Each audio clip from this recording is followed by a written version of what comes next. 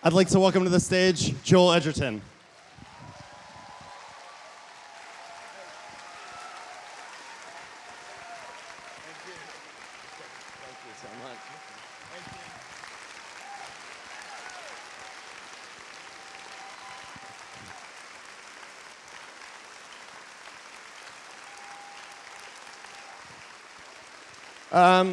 I would like to welcome to the stage the man and the reason that this all exists, and we all wish that it kind of didn't exist, but a very new friend of mine and the writer of the book, Boy Erased, Garrett Conley.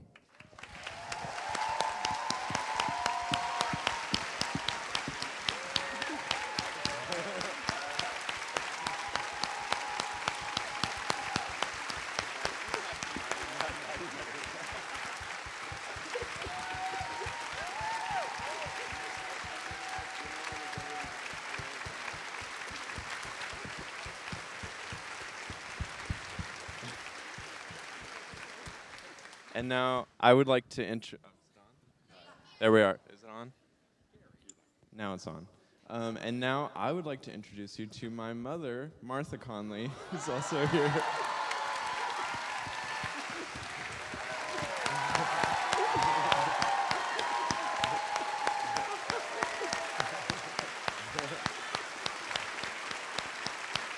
And yeah.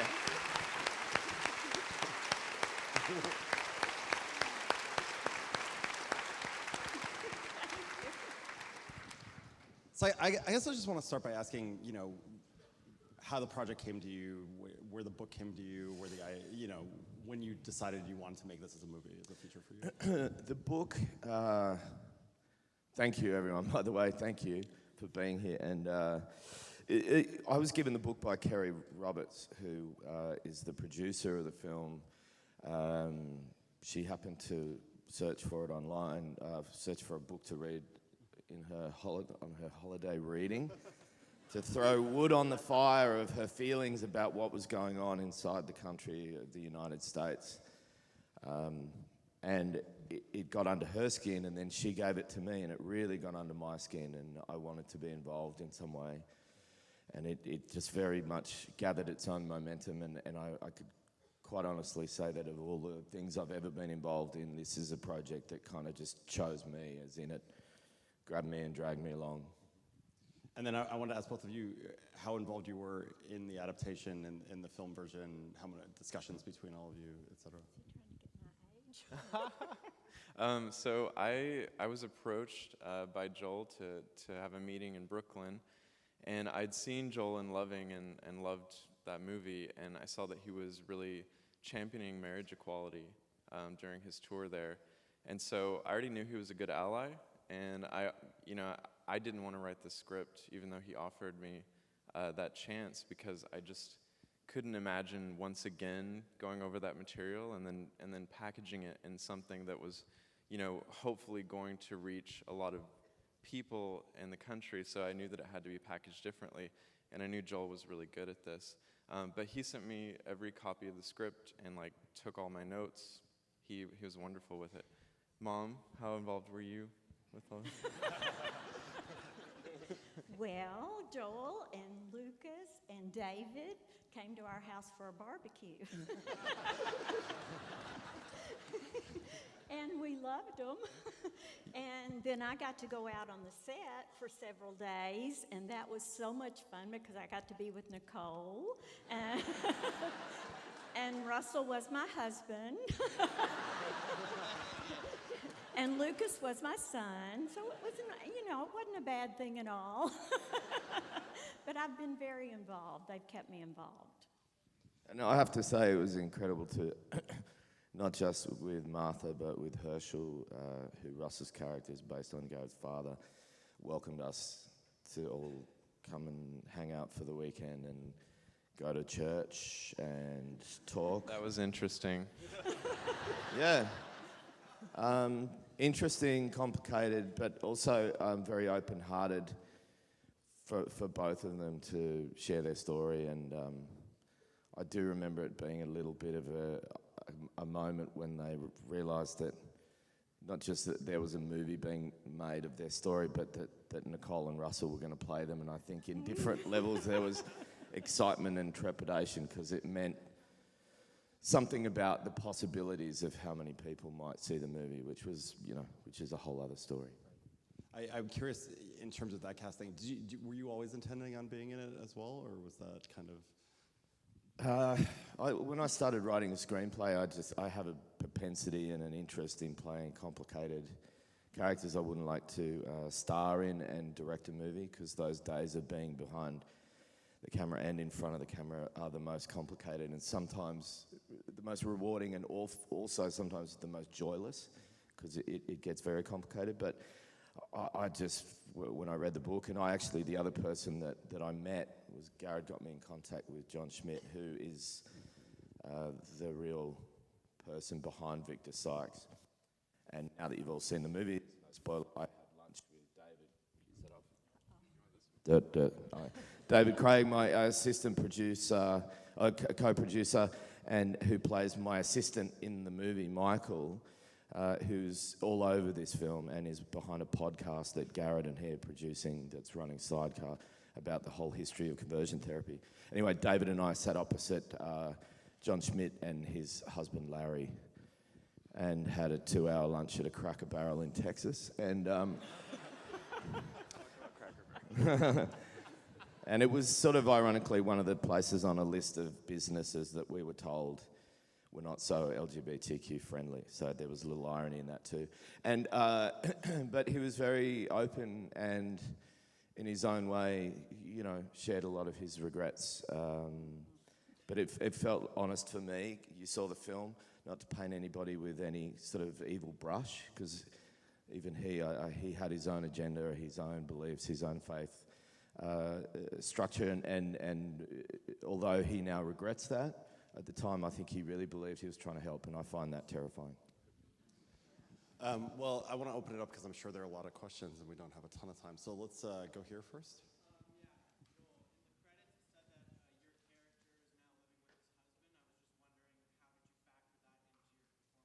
So the question was, in the credits it says your character is now living with his husband. How did you factor that into your performance? Yeah, look, I didn't want to flag early on that Victor had been openly gay, or John had been openly gay, and then he was the only person I know who identifies as XX gay.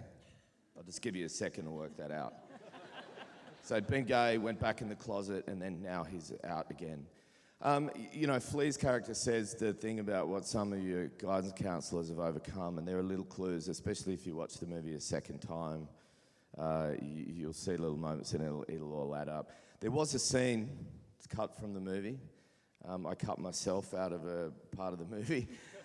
But I mean, in terms of putting the movie first, we showed the scene where they met in a cafe, and it just, to me, the film is about family, and I didn't want to make it too much about him, Back here, right there, in the white shirt. Yes.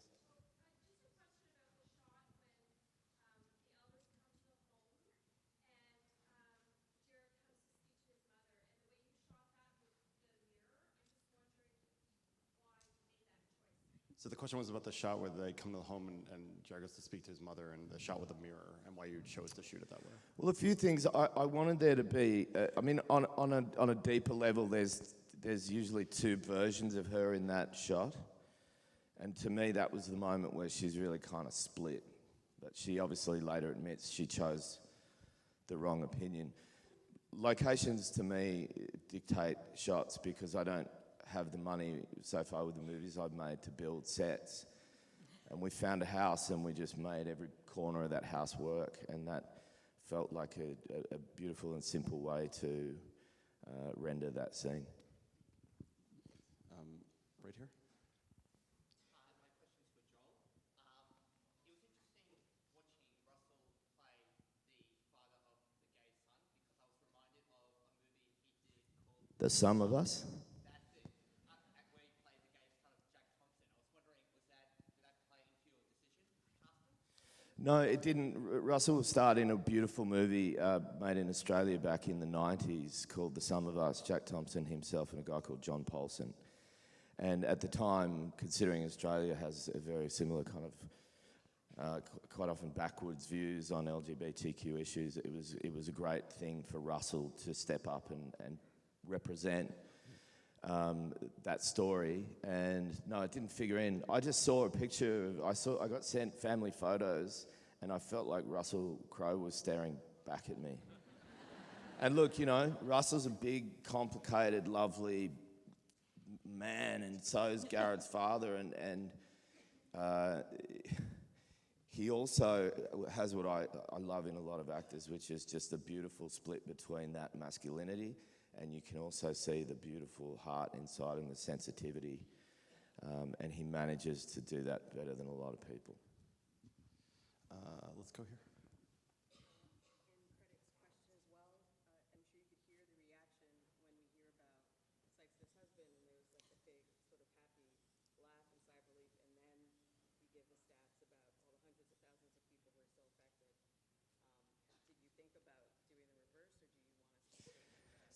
Yeah, the order of the credits, title cards was part of a massive debate. You know, I wanted to take it away, come out of the film with a sense of family and make it personal about Garrett, and then I almost wanted the final note to be more somber. And that thing about Sykes, to me, is that taking the scene away and just making it a statement in the cards. I don't know, we may not quite have the balance right yet, and there's maybe time to change it, but it just puts a full stop on the absurdity and irony of the situation. And Joel actually consulted me. I really wanted the statistics to be a really important part of the film because we want to end conversion therapy, and that's one of our main goals, so. Yeah, but I'll take the point. Someone's got to ask Martha a question, because you don't want to hear me talk. I talk too much.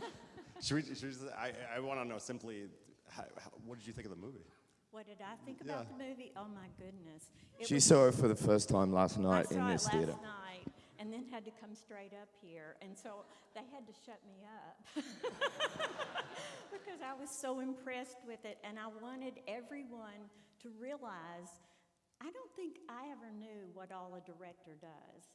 And I was so impressed because for like a year and a half to 2 years, Joel has completely lived this movie. And I just wanted to give him a lot of credit. It seems like, of course, the stars are going to get the credit. They're fabulous. But I wanted Joel to get some credit because he really went after this research and working with Garrett and making sure that every part was exactly how it was. And he was working to not only show people and get people talking about gay people. That wasn't really it. It was that he wanted to stop conversion therapy.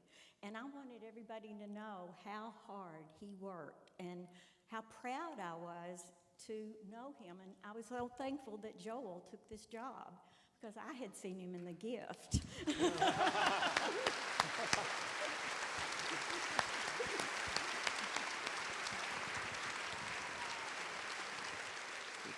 You saw my creepy performance in The Gift and thought, well, I'm gonna trust that guy. To change the ending, remember? But I have to say there are a lot of strange ironies around this film because my mom and I actually went back to the conversion therapy facility to look at it. I mean, it's shut down now, thankfully, that one is. But we went to that old place, and the same day we were super depressed. We were like, let's go watch a movie, and we watched The Gift. That's our on that day. life. Wait, So weird. I have to know, before I take another audience question, did you want him to change the ending of Boy Erased or The Gift? The Gift. The Gift. Let's not talk about the Let's ending. talk about it backstage, shall we? Right here. This is for Joel. Was it important to have those kind of couple moments of comedy to make the audience laugh a little? I guess from Mark. Yeah, the kind of laughs in the movie. Yeah, it's really tricky actually because there was a lot more and some of them had to go because, you know, you listen to audiences early on when we're putting the movie together and some of the laughs are there for the right reasons. Some of them, you're like, wow, that makes people laugh and it doesn't feel right in that moment. And so a lot of that stuff comes from Nicole and you know, who is playing Martha in the movie, is the naivety allows us a little bit of levity, and I think it's important just to let a little bit of the steam out every now and then, because it's a bleak situation.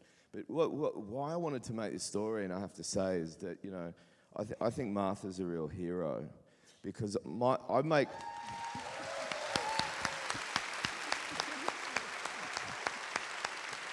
Yeah, a hero with a cape made of lace, always, and pearls. I've written stuff before, and I realize one of the big themes for me in life is it's not about what you do, because we're all human and we all make mistakes. It's not about what you do, it's about what you do next that I think defines character. And to me, her evolution in the movie and in life, which is why I wanted to make it, I think can speak to a lot of people. I felt like I took Garrett to conversion therapy, but I was the one that was converted.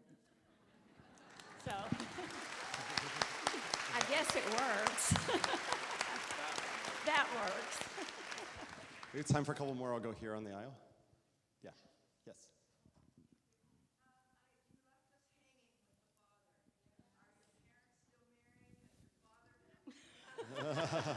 Yeah. So the question was, you left us hanging with the father. Where is your father? It's exactly as you saw it end. They have a very good relationship. Garrett talked to him on Sunday. They talk around it. I don't talk around it. Yeah. Mom just doesn't hear that part of the conversation.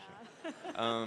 I mean, I'm an incredibly stubborn person, just like him in some ways. And, I come back to the church in Arkansas and sit there sometimes, and I say, what are you going to do about it?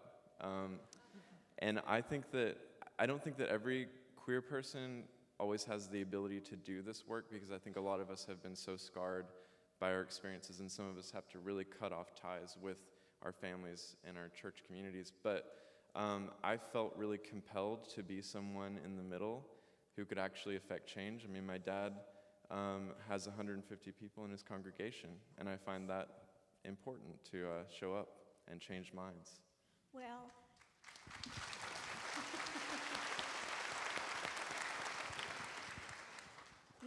when you grow up in the South, religion, it really is called the Bible Belt for a reason. And I know it's everywhere else too, but it's what you do. You go to church. And he was raised a Baptist, and he has no problem with LGBTQ at all. He just does not think they should act on it, which that's, what are they going to do? But he has come. I would say if you want to take a 360, he's done a 180. So he is trying. So that's exactly how Joel put it. We have time for one more. I'm going to go right here, back there. Yes. Yes, you. Yes, you.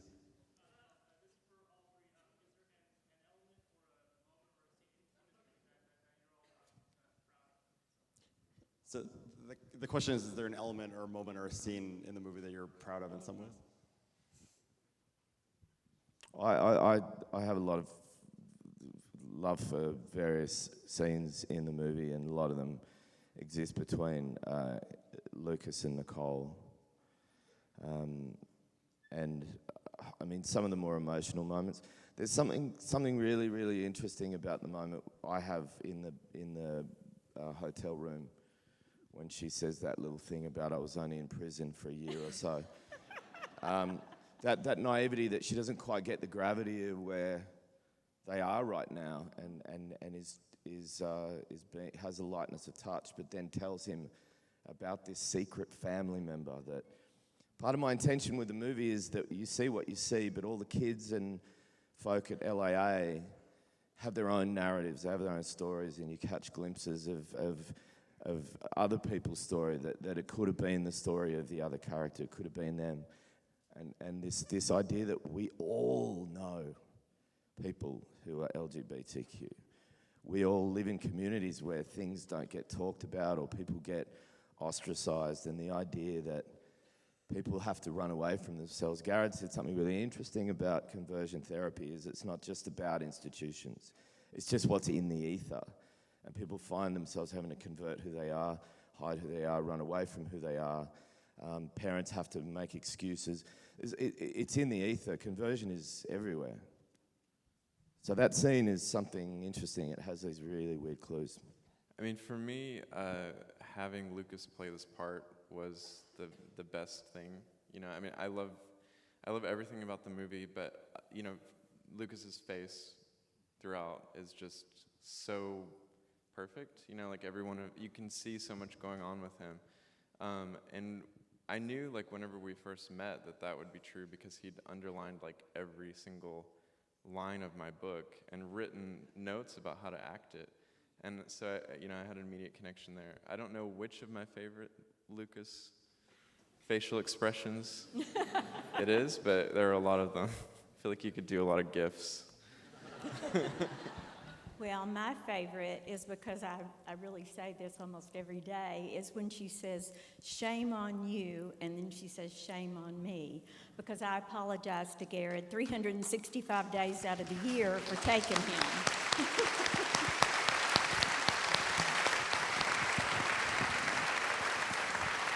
Well, on that note, I want to thank you so much for coming and sharing your story and sharing the film with us. Thank you. Thank you.